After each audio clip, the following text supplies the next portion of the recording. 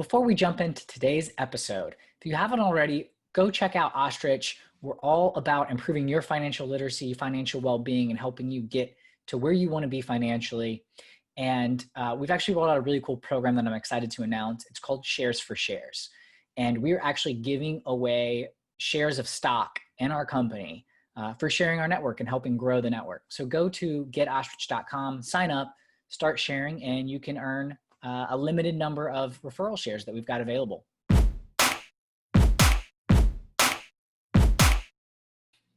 Hello, and welcome to the Silicon Alley Podcast. Super excited you could join me today. I'm William Glass, CEO and co-founder of Ostrich and host of the Silicon Alley Podcast. Now, on the Silicon Alley Podcast, I talk to entrepreneurs and top performers to understand what it truly takes to grow and scale a business. You'll get actionable advice that you can apply in your own business and life. Now, on today's episode, I sit down with Sophia Sunwoo, founder of Ascent Strategy. Sophia is a 3-time entrepreneur. She was named one of the 100 most inspiring women in Forbes 30 under 30 honoree. Now, before I jump into her background and why I'm so excited for today's episode, if you have not already, subscribe and follow the Silicon Alley Podcast so you get notified when a new episode drops every Friday. And if you hear something you like, share the podcast with others on social media, text, email, or however you prefer. So my guest today, Sophia Sunwoo, is the founder of Ascent Strategy, where she helps female founders ranging from artisans to health coaches get their companies off the ground. Sophia is a 3-time startup founder. She sold her first company when she was only 22, helping scale the brand to 250 retailers worldwide and attract celebrity clientele, Miley Cyrus, before her exit. Sophia's second business helped bring clean water to over 76,000 people in India and Cameroon and has been recognized by Forbes, African Business Review, and ELLE Magazine. Sophia is a Forbes 30 under 30 honoree, a Fred Alger Finance Award winner, named one of the world's 100 most inspiring women by Salt Magazine and Diageo, and is a Forbes 30 under 30 all-star alumni. Sophia shares the biggest pitfalls she sees entrepreneurs make and how to get out of the extreme bootstrap mindset. Sophia highlights some of the key differences between leading a for-profit and a nonprofit business and how, if you can raise money in the nonprofit world, you can sell just about anything. In addition, Sophia and I discuss ways to empower female entrepreneurs and other marginalized groups, including people of color. Actionable, inspiring, and pragmatic advice. You're going to truly enjoy my conversation with Sophia Sunwoo. You got no time to waste, but still you hesitate. Caught in a All right, Sophia, welcome to the Silicon Alley Podcast. Super excited to have you on. Yeah, super excited to be here, William. Perfect. Well, I'm really excited for a few reasons. You have done a number of things, both in the social entrepreneurship space and the for-profit space, helping other entrepreneurs. And you sold your first business when you were still 22 years old. Pretty incredible stuff. So excited to dive into that and really hear a little bit more about your story. Yeah, it's been such an incredible, interesting journey. It's funny, I think that when I was that young and selling a company, I really didn't understand the weight of that.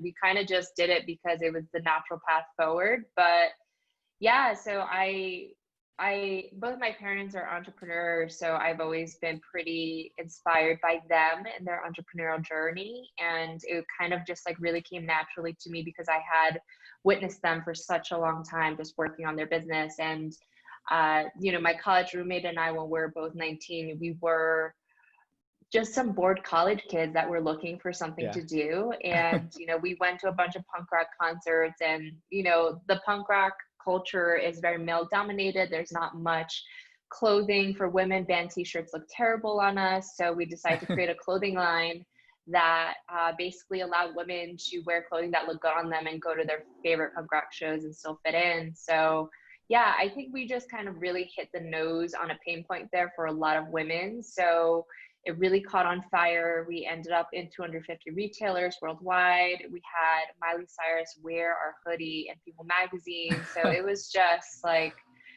really exciting, but also I think there was a lot of luck there because we just were there, right time, right moment, right, brand and kind of mission there. So yeah, it's been a pretty incredible journey. And, getting to a place where we could sell the company was really, really exciting. But it wasn't until kind of a couple of years after the fact that you look back and you're kind of whoa, that was pretty awesome that we were able to do that.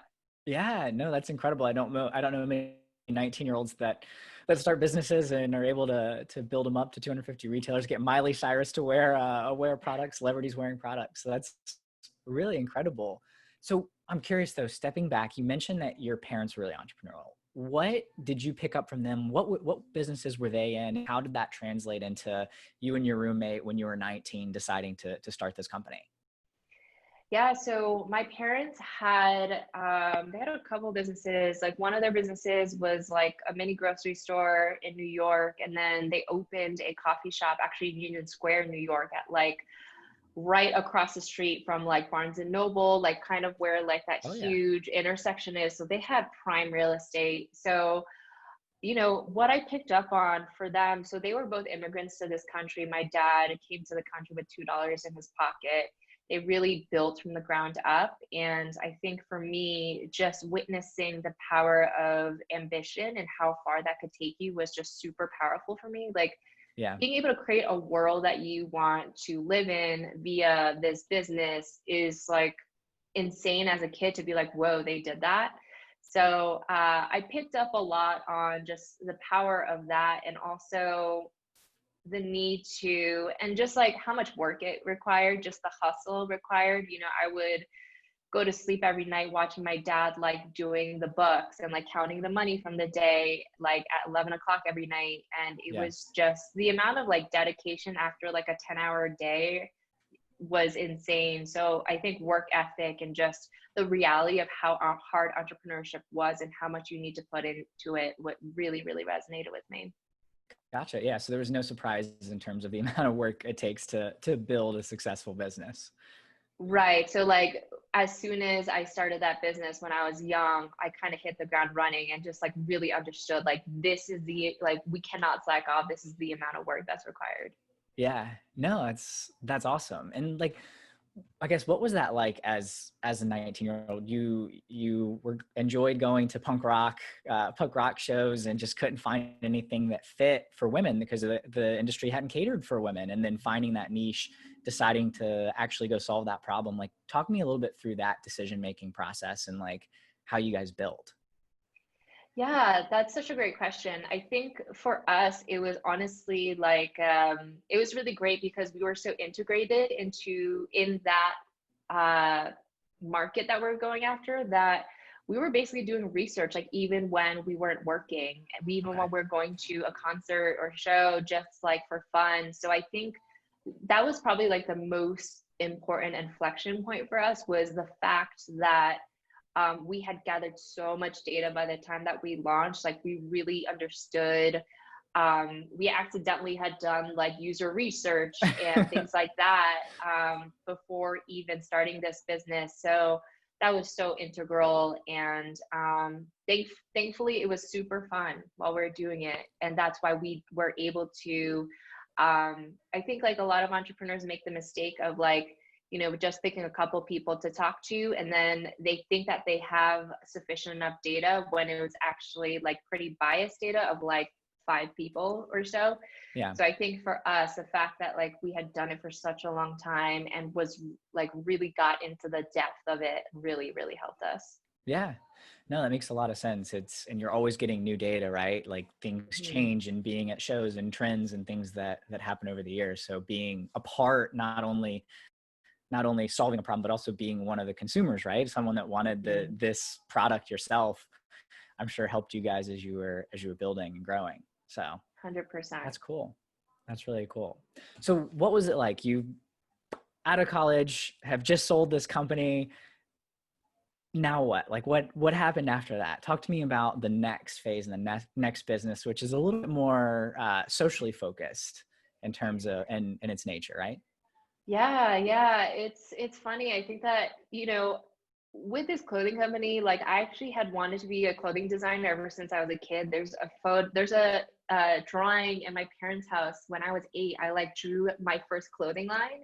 So it Yeah. was something I like always knew I wanted to do. But as soon as I went to college and this professor had like he gave this lecture about how design thinking and business can be used to solve the world's biggest problems like climate change. And that lecture like blew my mind. So that's kind of Yeah. like really sparked this conversation with myself of like, oh, I actually don't think that being in clothing is what I want to do anymore. I'm Yeah. really just like, this conversation of social impact is really firing me up. So that kind of led me to this discovery and journey. I actually spent the rest, like the remaining years in my college, doing my thesis on that topic of like, how can Okay. I create a nonprofit that intersects social impact and business, and we like merge the best lessons from all those worlds. So yeah, so everyone in my friend group knew that I was obsessed with this topic, and someone had introduced me to my co-founder, who had been working in Kenya and Southeast Asia since he was 15 on water projects. So he and I Okay. got talking, and it was just a great symbiosis where he was really, really knowledgeable in the water space. I knew how to start a business. So that's kind of how we started this organization. And basically what we did was, if you've ever donated to a water charity and the money's going towards building some kind of well somewhere, Mm-hmm. um, a huge chunk of those actually break after 2 to 5 years because they're a technology. They need maintenance, and there's usually no maintenance plans put into place. So we're like, okay, our organization needs to fix these broken water projects. So we Okay. were essentially like a maintenance organization for water. And yeah, and what was a really cool challenge about that is that maintenance isn't sexy. Like, no one talks about like Yeah. the person that's repairing things and it's like, oh yeah, I want to give money to that charity. So it was a very interesting marketing challenge, something that I think we did a good job of tackling. And yeah, and that I was in that for 6 years, and it was such an incredible experience getting to work in Cameroon and India. Um, but yeah, I think that I have a lot of respect for people in the nonprofit industry. It's a really, really difficult job. And I Yeah. think at the 6 year point, I was like, I really love this work, but I'm not cut out for this. Like, this is super challenging, and I don't know if I can carry the weight of like the emotional, mental, and challenging aspects of working in a country that has a lot of like political considerations and Mm-hmm. things like that. So yeah, it was my second business was definitely like an incredibly nourishing and expansive journey for me. Yeah. No, I think I like that a lot. And like going after something that is really important, right? Everyone wants to go build the well. What was it? Like, I think Charity Water, right? They made the whole like birthday thing, like go build a well for your birthday. But yeah, who's Mm-hmm. maintaining it? You never think about that. No one's like, let's go fix the wells that are already there that that have busted. Yeah, Um, so that's really interesting to find that like specific area that you can go solve.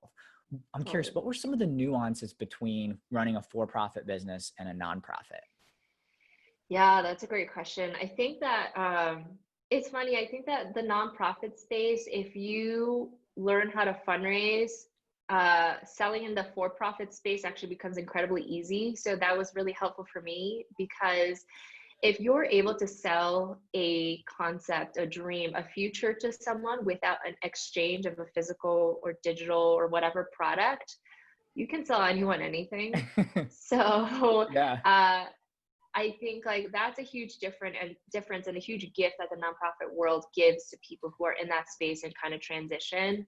I think that a challenging aspect of the nonprofit space is that there's a lot of red tape. There's a lot of things you want to do, but you can't do because of the political powers in play in a specific country. Maybe you get a ton of money from a foundation, but they have a lot of guidelines on what you can and can't do with their money.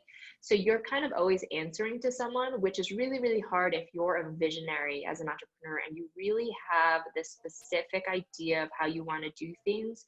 You kind of need to play by the rules. And with the for-profit space, that's more malleable. I think that there's a Okay. lot more control that you have for sure. Yeah. No, it makes a lot of sense. And yeah, someone's giving you money and they're to go fix problems and they've got stipulations, but you still need to solve the problem and serve the community that you've tasked to serve. It makes it challenging. It's really Mhm. interesting. What were, I Yeah. guess, some of the like key things that you took away though from that experience? It sounds like the sales piece just was really great, but what else from that, your time on the nonprofit side? So I think that this is so relevant now. I think there are so many for-profit businesses that are having to step up because consumers are really demanding awareness of social issues. And it's like, you really can't exist anymore as a for-profit business without some kind of sensitivity of like, what's your impact on the world? And like all the decisions you're making from a hiring perspective, how you're sourcing your products, like, are you being ethical about it? And, you know, my experience in the nonprofit space, like really helped me get sensitive to that and really understand, like, how do you do that in a way that's tactful? Like, how do you not compromise your profit while also like being really, really mindful of like, I have to do this ethically. I need to do this the right way. I know that my customers care about this. So how do I kind of balance the two? So I think that's a really, really delicate balance that is hard to understand until you've been on both sides of the coin and can really see not only like, how can you not forfeit profit, but also how can you make an impact that is meaningful? Because there's a lot of businesses that just throw money at the problem and it doesn't really change anything or make the impact that your audience wants to see. So how do you actually like put your money and effort as a for-profit business in a approach and fashion that actually changes things? Yeah.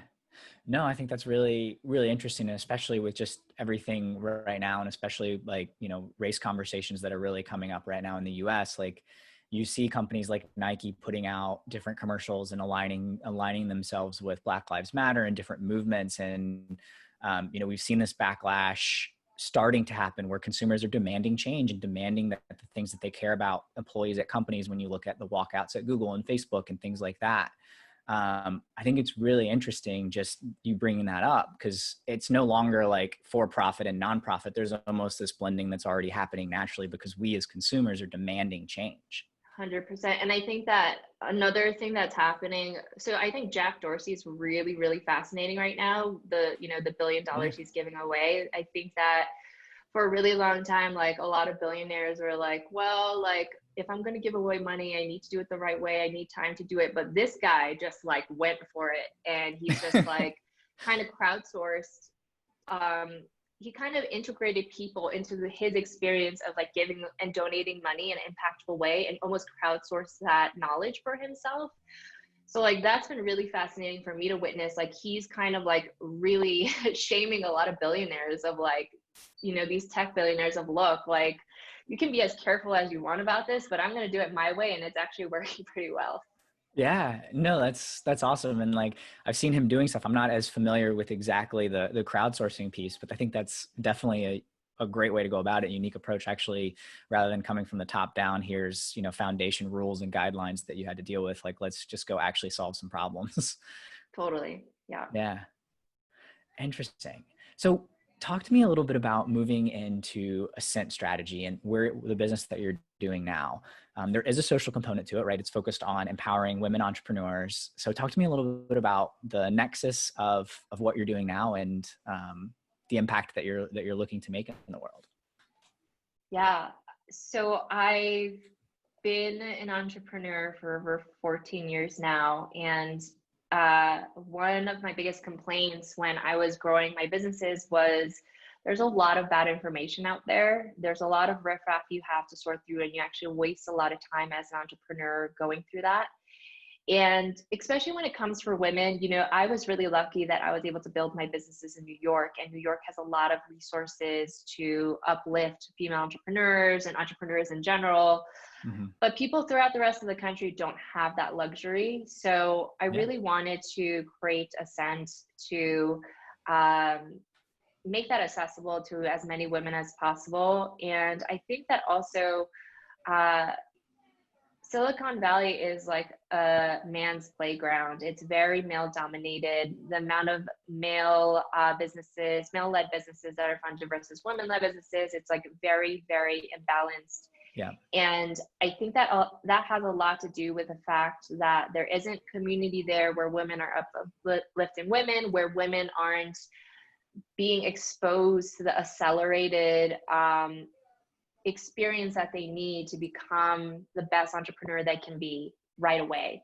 Yeah. So like, how do you kind of sort through all that bad information and just speed up the process to the elevated person you need to be in order to be like an entrepreneur that absolutely kills it? So so my business Ascent has just really been me stewarding that vision of like, how can I really get women faster to where they need to be with their businesses.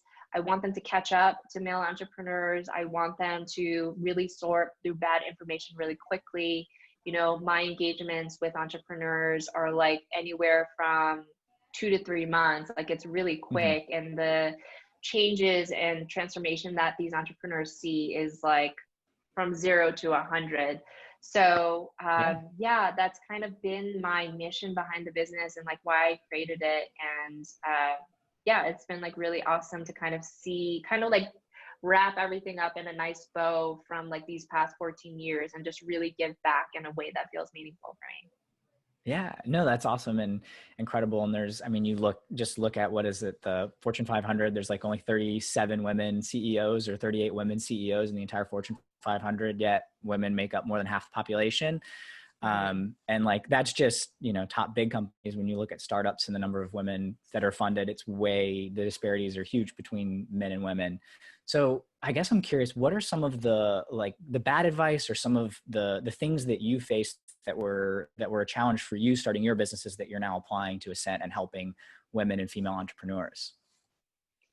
Yeah, great question. So I think like the biggest mistake is when entrepreneurs first start out, they get into bootstrapping mode in a really extreme way because, you know, you don't have much money, you're trying to launch a thing as quickly as possible. And the problem with that is that when you DIY everything, there's no possibility that you're an expert at marketing, sales, operations, social media, financials. Like there's not enough 10,000 hours in someone's life to like really perfect all those things. So what ends up happening is that you like launch like pretty mediocrely. Like whatever you're putting out there in the world is kind of mediocre if you're doing everything. Like, so as an entrepreneur first starting out, you really need to focus on like, and really become aware of like, what's your zone of genius and how do you let go of the things that you're not good at and just like be really humble with yourself and give that to the people that can really elevate that to a huge level. And I think that obviously not having money makes that difficult, but there's a lot of creative kind of shortcuts around that. Like one thing I like to do is I like this concept of micro jobs where instead of hiring, for example, a marketing manager, I'm going to think through like, okay, I know from a strategic perspective, let's say I'm like a smoothie brand. Okay. Instagram is really good for smoothie brands because it's like visual. People are really into health stuff on there. They save recipes. So I'm going to not hire a marketing manager, but I'm going to hire a Instagram engagement expert that I can pay a lot less money for versus a marketing manager. And they can just focus on me building my audience on Instagram so that everything I post on there is exposed to my target audience. And I just accelerate that ability to expose and build my audience like really, really, really quickly from the ground up. So things like that is something that I really preach. Really let go of the DIY mentality and really focus on your zone of genius and just look for creative ways to integrate those people that are really good at what you do so that your launch is actually like your real best effort. Yeah, no, that makes sense. That makes sense because a launch will essentially make or break your product depending on, you know, what you're building.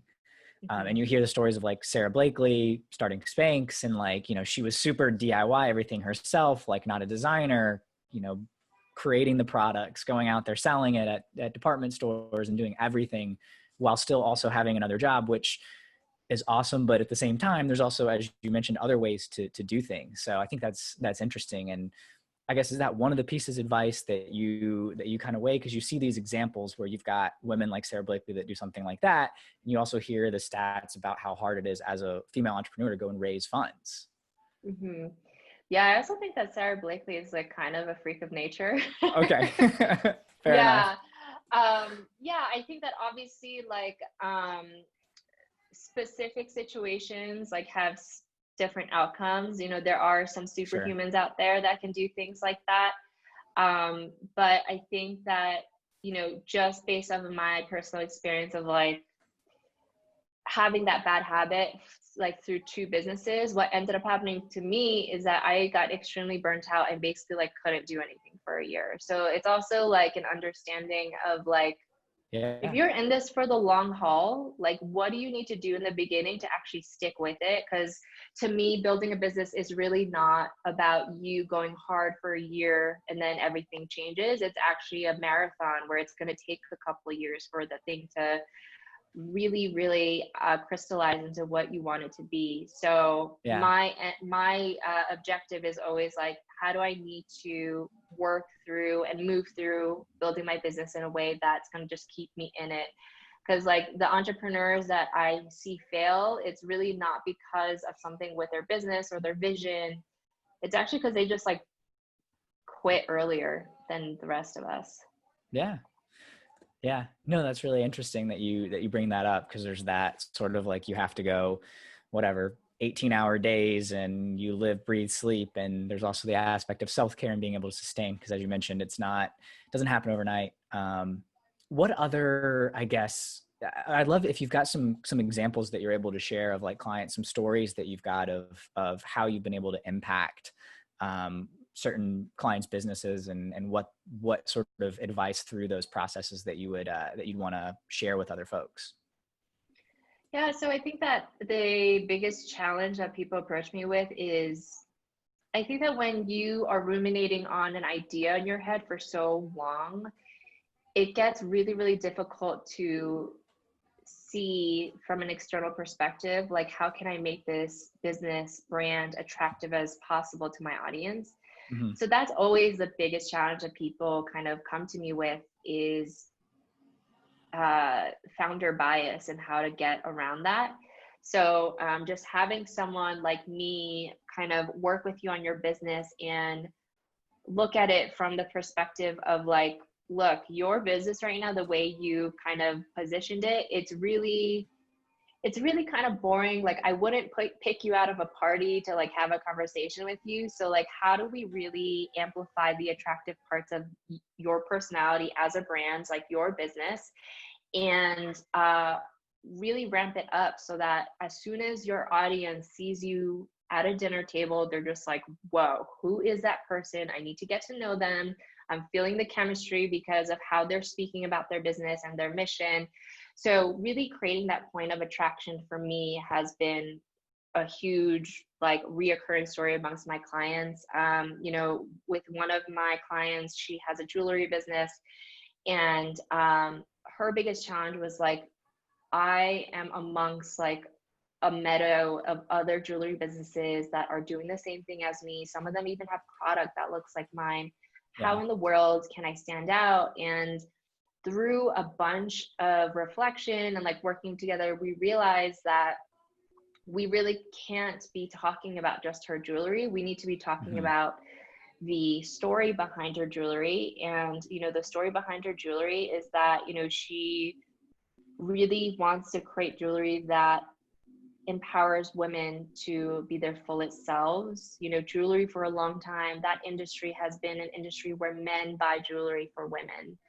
Yeah. And for her to take the stance of my jewelry is for the woman that wants to buy it for themselves because they are super empowered, they have their own jobs, they make their own money. So this is a really different type of consumer from a consumer that buys you know, only gets jewelry from their husband, for example. So Yeah. nuances like that of where we're really taking the conversation to a place that really sinks into individual stories and what really moves people and empowers them is, yeah, that's kind of like my biggest, I think, specialty is just understanding the nuance and like really digging for those stories there.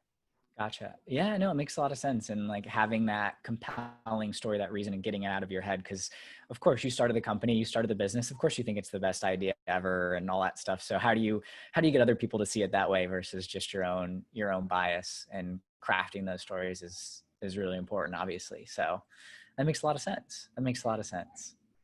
So I guess when you think about like someone that was just starting out, right?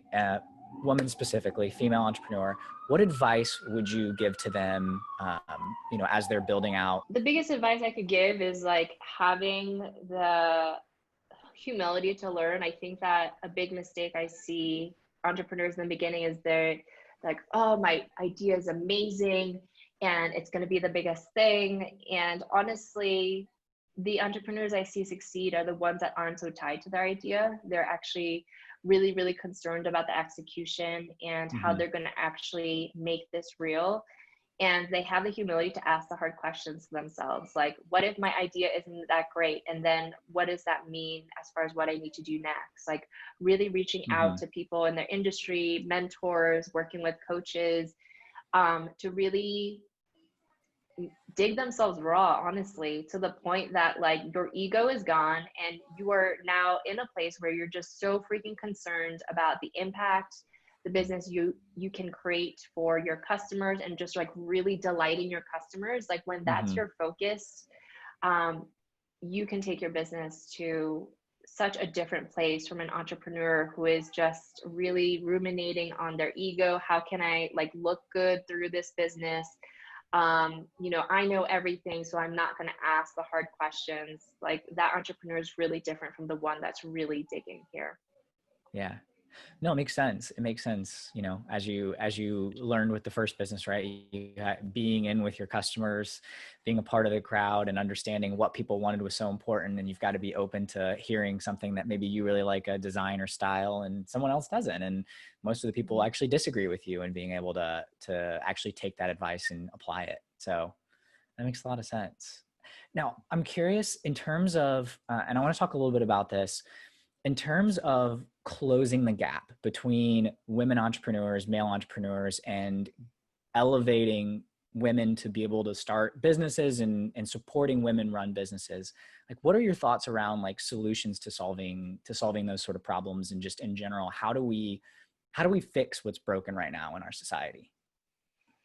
I love that question. So I actually think it's kind of happening right now with all this inquiry into how can we integrate more Black communities and populations into how we do business. And even I think it was like one of the Reddit board members stepped down and was like, Yeah. I want a Black individual to take my spot. Like moves like that, like just individual people and individual leaders really, really stepping up and looking the problem in the face and understanding that they're part of the problem. And it's Mm-hmm. not just like some elusive construct of like how this business is built that's contributing to the problem. Like, no, it's beholden on the individual leaders and the people within the companies to actually create and embody that change.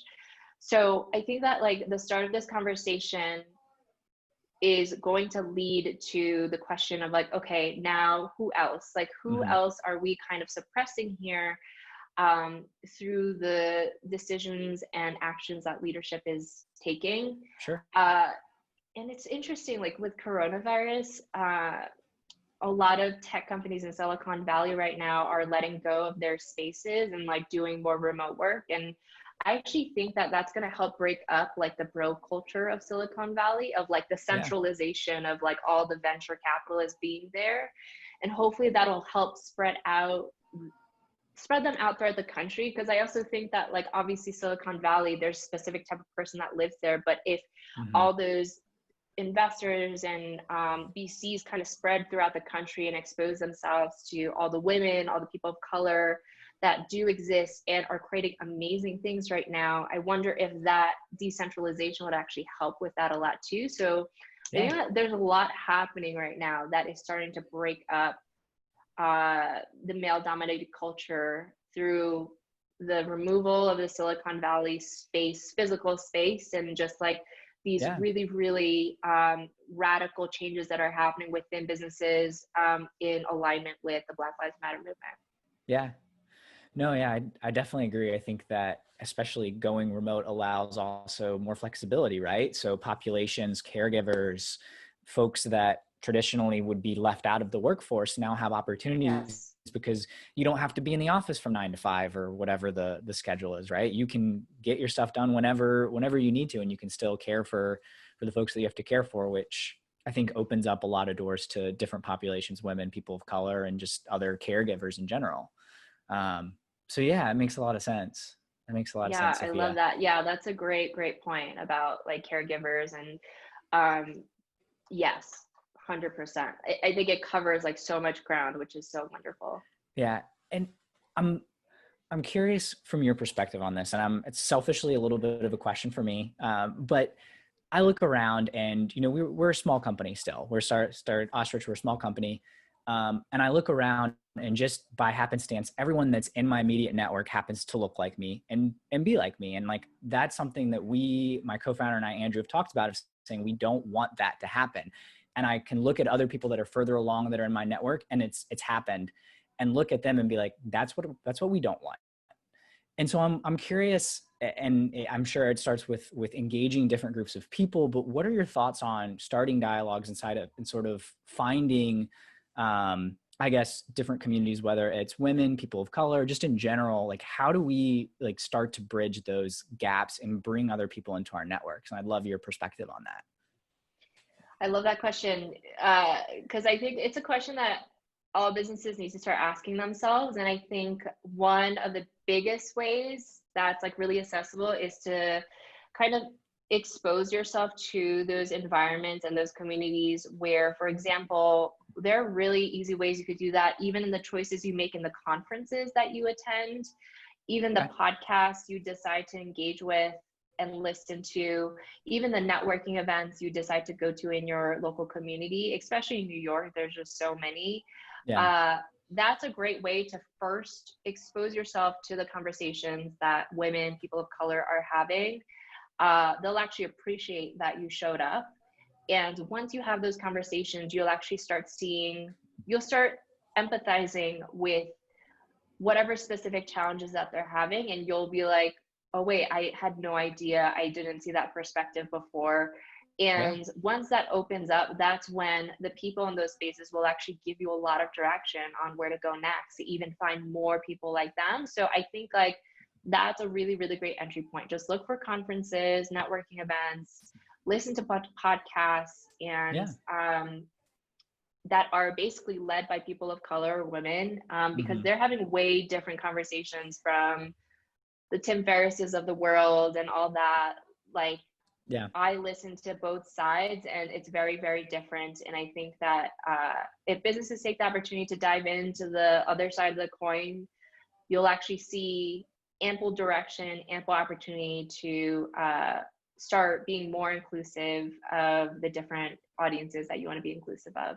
Yeah. No, I love that. I love that advice. And it makes sense. And thinking about, using podcasts right now while things are still, not a lot of conferences are going on right now because of COVID, using those as ways to sort of break into different communities and start to understand different perspectives. So I like that a lot. Do you have any that you recommend, Sophia? I'll have to look through my phone after this and like Okay, send them over. But yeah, cool. there are a couple that I really like. Perfect. All right. I'll link to those for sure in the show notes. So getting back to you though, Sophia, how do you define success? Like, what does success look like for you? Because you've been Forbes 30 under 30 recognized, you've had a successful exit, built up a nonprofit, and done a lot of incredible work in terms of providing water and clean water and to different communities that need that, and now helping empower women. What does success really look like to you? Yeah, so I think for me, it's really changed over the years. I think in my first couple of businesses, success was like how much recognition I can get. And then it's evolved to, wow, when you finally get that recognition, it actually doesn't feel that great. Like the blood, sweat, and tears you put in your business doesn't feel like it was worth it. Mm-hmm. So for me, success has really been getting to a place where you can be so aware of your journey and understanding like, am I using entrepreneurship as a crutch to really make sure that people think that I am as good as I think I am? Like kind of this egotistical perspective of like, oh, I Yeah. know how to build something with my own hands. I know how to make money by myself. Like all of those stances are very empowered stances. Like to meet a human being that can do that, like that's so powerful. So I think there's like an element of power that's really intertwined with people who are attracted to entrepreneurship if they're in it for the wrong reasons. So Yeah. understanding like, am I in this for the right reasons or the wrong reasons? And Mm-hmm. to me, success is really getting to a place where you recognize that and get to the second layer of like, what am I so passionate about that I want to move the needle on some kind of um, experience that my customers are having, whether it's even like a more beautiful phone. It doesn't have to be social impact related. Like we can Yeah. have passion for anything. So if you're an entrepreneur that can really align with that mission and vision and just go at it full speed, Mm-hmm. whether you fail or not, that to me is really the embodiment of what success is. Gotcha. Yeah, no, it makes sense. Aligning it to that passion and making sure it's something that you really care about. It's something that we hear over and over from guests of folks that have had a lot of success of like, it was great for like 10 minutes. And then like, Mm-hmm. now what? Yeah, um, exactly. when you get that recognition or big exit or things like that. So Sophia, in terms of personal finance, that's something that the business that we're building is all about, is financial well-being and improving financial well-being globally, and bringing folks that have been left out of financial systems into the financial systems, giving them an access to the same knowledge that should be given to everyone. I want to understand, what is your relationship with money, if you were to describe it? So my relationship with money has definitely been a evolution, a self-discovery. I had like a pretty terrible money mindset growing up. Like I grew up poor. I grew up in a family that like hoarded money and saved it like crazy, but never spent it. So there was Mm-hmm. kind of no joy in money. Like money was Okay. always seen as like a means to an end, but something that you're not ever supposed to enjoy, like the fruits of your labor. So yeah, like money for me has definitely been in like evolution. Like I've had to really, really do a lot of work as far as understanding my relationship with money and how it was actually putting a ceiling for me as an entrepreneur on my businesses. So yeah, I've had to really, really just grow up and really reflect on, how am I looking at money? How do I mistreat the way that I'm Yeah. handling my money? All that stuff. Yeah, it's interesting that sort of, yeah, not being able to use it. It's something that you hoard, and then how do I have a healthier relationship, and especially in business, being able to deploy capital to help grow and scale and build Mhm. things. So yeah. What would you say, Sophia, is the best investment that you've made? Yeah, so I would say the best investment I made, like kind of going back to the hoarding thing, like, so one book that I absolutely love that I read, that I always recommend to entrepreneurs is this book called Profit First. And Profit First does a really amazing job of just kind of organizing your thinking around it. When I have money coming through Mm-hmm. my business, how do I manage it so that I actually like see a profit at the end of the day? So for me, like really investing in that knowledge and just like really being honest with myself of like, I need to Yeah. correct this. And that got me to a place where I was actually able to invest in myself, invest in my growth. And that's always been the best use of my money, is just really understanding like, how can I use money as a tool for empowerment? I actually ran the numbers one day of like, what's the return on investment of me investing in myself and my ideas for these businesses versus investing in index funds or like real estate? And like the ROI is always like so much bigger than any of these like traditional investment methods that our society teaches us. So that was like a really empowering thing to see, Yeah. for sure. Just like, it's the best investment you can ever make is in yourself, Yeah. and the numbers prove it.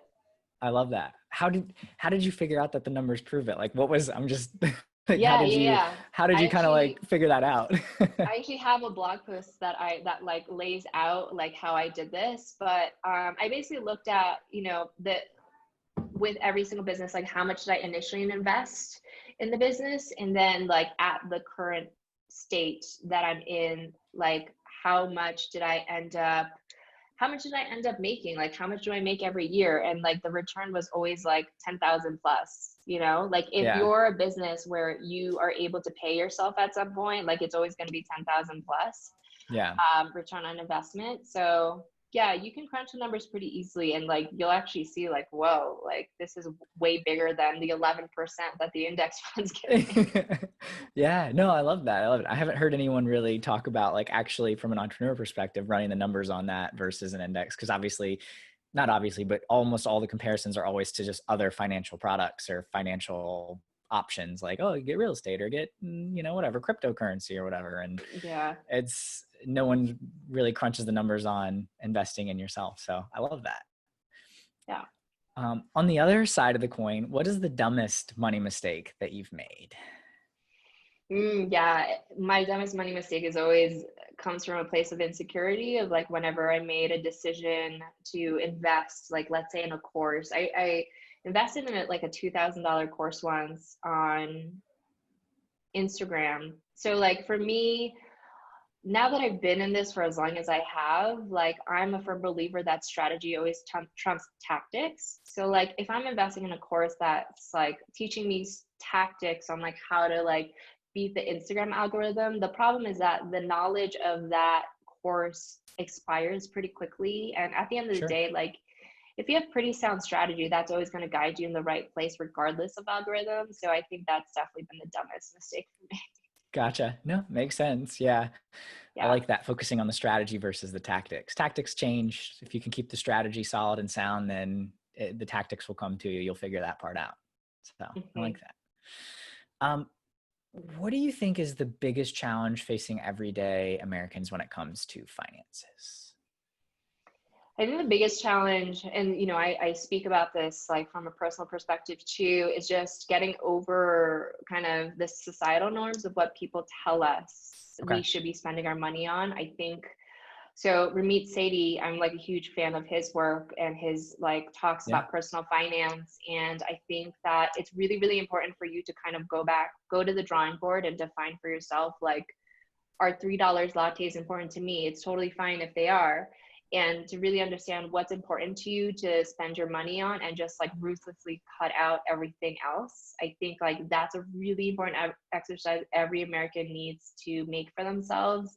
And I actually think it would solve a lot of problems when it comes to like credit card debt and just like being happy too. Like I think a lot of Americans spend money on things that society tells them like, oh, if you buy a house, like it'll make you happy, and then they do it and they, you know, dropped like 6 figures on it and they're not happy. Like that's really sad. So like, you know, really doing that exercise for yourself, I think is so important. Yeah, no, I really love that advice. I think it's something that everyone should do instead of just the norms that you get from culture, whatever TV ads or marketing ads come your way that say you need this, you deserve this, and really thinking about like what actually would make Sophia happy, what would make, you know, me happy, that sort of thing, and really internalizing that. I like that a lot. Yeah. Well, cool. Sophia, this has been a lot of fun. You know, I really appreciate you sitting down and talking with us and telling a little bit more about your story. I want to leave you with the last words. So please let everyone know how we can connect, support what you're doing, and then anything else that you'd like to leave the audience with. Yeah, so I am a huge advocate of like giving as much knowledge out there for free. So please feel free to follow me on Instagram. That's where most of my free stuff is. My Instagram handle is Ascent with Sophia, and I send out a weekly email every Friday with just like a ton of free advice. And you can just sign up for my emails on my website, which is ascent-strategy.com. And yeah, if you go on my website, there's a ton of free resources on there, free downloads and all that. So yeah, please feel free to check out those 2 spaces. Awesome. Well, thank you so much, Sophia. This was a lot of fun. Yeah, thanks so much, William. I loved your questions. This was super, super fun.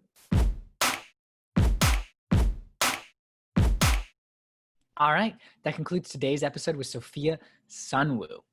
A couple of things that really stood out to me was the idea about bootstrapping and really getting out of that extreme bootstrapping mentality and being comfortable bringing on people that can do the things that you aren't good at so that you can excel and focus on the things that you are good at. Makes so much sense, and I think super, super relevant. I also really liked her perspective on what you can learn in the nonprofit world of really being able to essentially sell a dream. Some things people aren't getting anything in return except for, doing good and feeling like they're doing good. And I think that being able to translate those sort of sales skills into the for-profit world makes a ton of sense, and super, super interesting dynamic between the for-profit and nonprofit world.